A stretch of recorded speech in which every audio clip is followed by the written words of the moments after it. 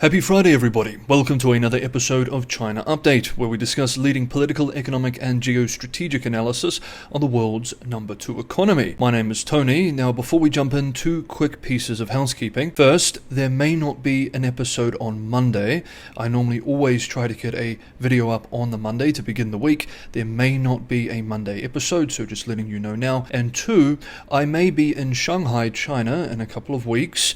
If you are based in or around Shanghai, and you'd like to attend a meetup, I like to do subscriber meetups from time to time, send me an email. The email address for the channel is in the description below. Let me know a little bit about yourself, and if I do end up making the trip, I will send you the details of the meetup then. Now, with those 2 points out of the way, there is a lot to cover today, so let's jump in. And first up, the United States and China have finalized a trade understanding first reached last month in Geneva. This was confirmed today by U.S. Commerce Secretary Howard Lutnick. The agreement centers on China's commitment to deliver rare earth minerals, critical for technologies ranging from wind turbines to jet engines, in exchange for the U.S. lifting specific countermeasures. Quote, "They're going to deliver rare earths to us," end quote, Lutnick told Bloomberg News, adding, quote, "Once they do that, we'll take down our countermeasures," end quote. These measures include U.S. restrictions on ethane, chip software, and jet engine components. The deal, signed 2 days ago, follows a rocky series of negotiations and mutual accusations of violating earlier agreements. While the offshore yuan and U.S. equity futures were little changed, the pact marks a cautious step forward in efforts to stabilize the fraught economic relationship between the two powers. Still, the deal is very limited in scope and is just one part of the wider economic, financial, and geopolitical relationship. It does not address broader issues such as American exporters, market access in China, or curbing fentanyl trafficking. Lutnick also hinted at a broader push. U.S. President Donald Trump aims to finalize up to 10 additional trade deals by the 9th of July, a deadline tied to the possible reinstatement of paused tariffs announced in April. The administration will categorize countries based on their progress and willingness to strike deals, Lutnick said, and set tariff rates accordingly. While the China deal is a notable breakthrough, it remains dependent on the actual delivery of rare earths, leaving the potential for renewed tension if implementation falters. And indeed, as we will see soon, Europe and others are not pleased with China's restrictions on rare earths. We will get more details on this US-China trade agreement in the coming hours and days. And as we will see with this next development, China very much needs access to the US markets. Things are not looking good. China's industrial profits fell sharply by 9.1% in May from a year earlier, marking the steepest monthly contraction since October 2024 and showcasing continued challenges for the world's second largest economy. Data released today, Friday, by the National Bureau of Statistics, so this is official data, the actual situation could be much worse, goes to show how Beijing's current stimulus measures have yet to significantly revive corporate profitability. The May decline reversed modest gains earlier in the year, dragging cumulative industrial profits down 1.1% in the first 5 months of 2025. The deterioration comes despite a 5.8% year-on-year increase in industrial output and government-backed subsidies aimed at boosting investment in equipment and consumer goods. Analysts point to several headwinds weighing on industrial earnings. These include deflationary pressure, elevated US tariffs, and broader hesitance among firms to expand amid economic uncertainty. None of these will be unfamiliar to regular viewers. While retail sales showed encouraging growth of 6.4% in May, the strongest pace since late 2023, both fixed asset investment and industrial output missed projections. The mixed economic signals have prompted debate over whether Beijing will unveil stronger stimulus during the upcoming July Politburo meeting. Despite US-bound shipments plunging 34.5% in May, China's total exports rose 4.8% year-on-year, as China diverted these subsidized goods to Southeast Asia and Europe. With industrial profits over 20% lower than levels seen during the zero-COVID years of 2021 and 2022, concerns remain that current policy tools may not be enough to restore confidence and spur investment. Indeed, in an interview today, China Beige Book CEO bluntly observed that China's economy in June saw, quote, "a fall-off in just about everything," End quote. Next up, tensions over rare earth magnet exports are surfacing as a flashpoint in EU-China relations ahead of a planned summit next month. This is a story we've been following for a few weeks now, with European officials pressing Beijing to ease controls that have disrupted industrial supply chains across the continent. The diplomatic standoff underscores China's strategic grip on critical minerals and the geopolitical leverage it wields in the global green and defense economies. On Wednesday of this week, European Union Ambassador to China, Toledo, met with Foreign Minister Wang Yi in Beijing and delivered a clear message. China's new export licensing regime for rare earth magnets is inflicting, quote, very, very bad harm on European businesses, end quote, and the EU wants the issue resolved, quote, even before the summit, end quote, in July. Toledo urged China to recognize European firms' concerns and act swiftly to restore normal flows.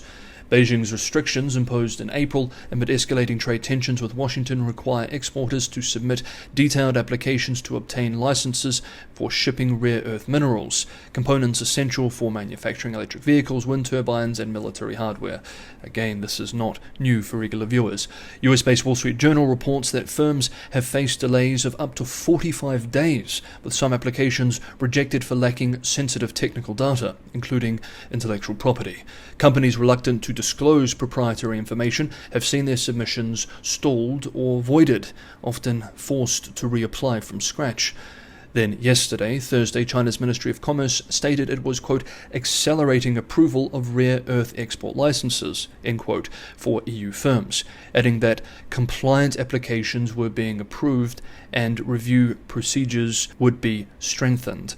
However, Beijing's emphasis on compliant submissions highlights a continuing gatekeeper role, one that ensures geopolitical control over who gets access and under what conditions. Conditions that some fear will mean handing over yet more sensitive IP. What is particularly frustrating for Europeans, Japanese, and others is that this move from Beijing appears to be in response to Washington's own restrictions on China, meaning that they're suffering essentially collateral damage because Chinese procedures are not sophisticated enough to block shipments to Americans, while allowing shipments to continue to others. The EU's lead trade official in China, speaking at a webinar on yesterday, said it remains unclear whether the EU is a deliberate target or collateral damage in Beijing's wider struggle with Washington. Quote, in reality, it's probably a mix of everything, end quote, she remarked, noting that the EU seeks either a return to the pre-April status quo or an exemption for civilian use firms without military links. Beijing is also trying to slow Western efforts to diversify supply chains away from China. Beijing has reportedly recently begun compiling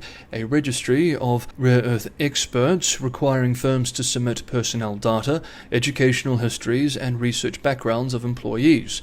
Some specialists have even been asked to surrender their passports to prevent them from traveling abroad and potentially leaking or sharing technical knowledge.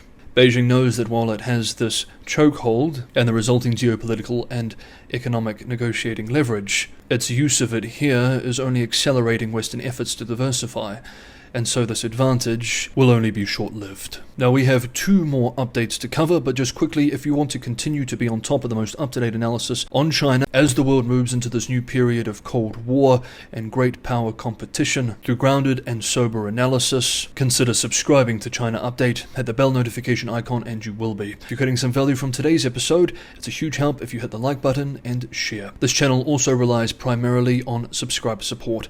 Since day one, I've always wanted to be primarily supported by subscribers so that there is not a corporate reliance and thus no corporate bias. If you want to help support this sort of channel and this sort of business model, Patreon and Buy Me a Coffee links are in the description below. Thank you so much, everybody, for all the amazing support. Let's continue. At the 2025 World Economic Forum annual meeting of the New Champions, commonly known as the Summer Davos, held this week in Tianjin, a major coastal city about an hour or so from Beijing, Chinese Premier Li Qiang delivered a sweeping speech positioning China as a source of stability amid mounting global trade frictions and geopolitical fragmentation.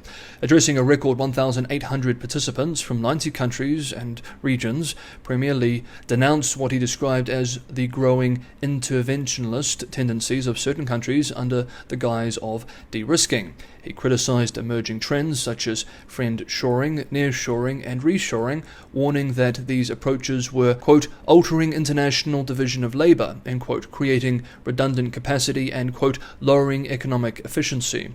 End quote. Of course, this is a very strong signal about what Chinese leadership are deeply concerned about. Without naming the United States directly, Li called for, quote, all parties to avoid politicization of economic and trade issues, end quote, implicitly referring to Washington's escalating tech export restrictions and tariff regime against Chinese goods.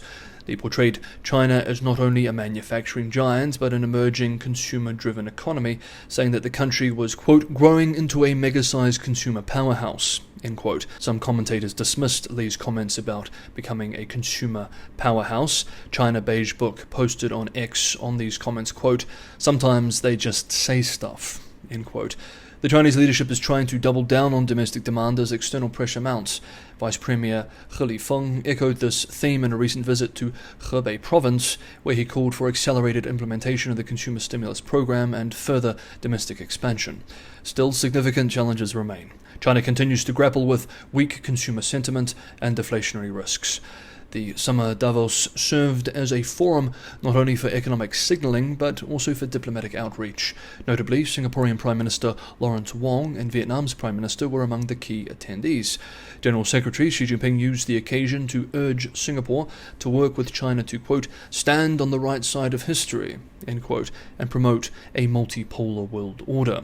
In his address, Premier Li also highlighted China's strides in electric vehicles and artificial intelligence, pledging to share homegrown innovations with the world. Quote, China will share indigenous technologies and innovative scenarios, end quote, he said. Of course, regular viewers of China Update may be somewhat skeptical of this claim. And speaking of artificial intelligence, this brings us to our last development. China's AI ambitions continue to be frustrated by Washington-led restrictions. China's prominent AI startup DeepSeek is reportedly encountering major hurdles in the rollout of its next-generation large language model, R2, due to a worsening shortage of NVIDIA service chips.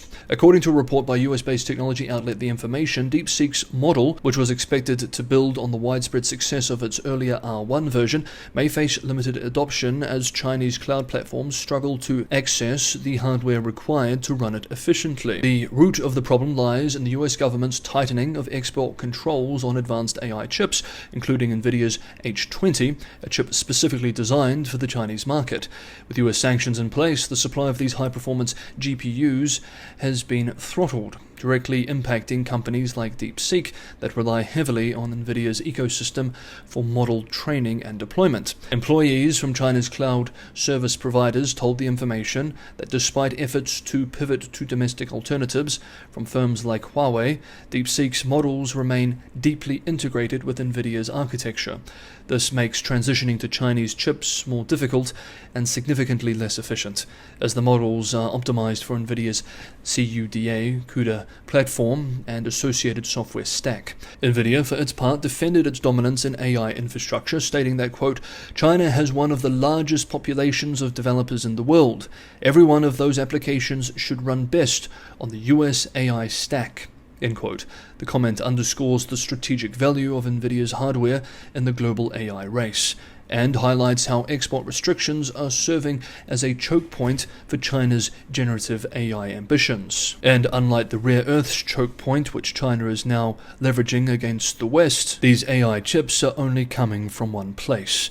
For now at least. This episode also invites reflection on the broader national security implications. As US-based ABC News reported this week, US military efforts to penetrate Iran's underground nuclear sites involved vast computational resources, a reminder of how AI hardware, including NVIDIA's chips, straddles both commercial and military domains. The DeepSeek bottleneck may thus be a preview of the longer-term ramifications of geopolitical controls on AI development in China. Okay, that is today's episode of China Update. Thank you so much everybody for watching. There may be an episode over the weekend. If there is, I'll see you on Saturday or Sunday. Again, there may not be an episode on Monday, so I will either see you this weekend or on Monday or on Tuesday. Whenever that is, have a wonderful weekend, a restful weekend, and I'll see you next time.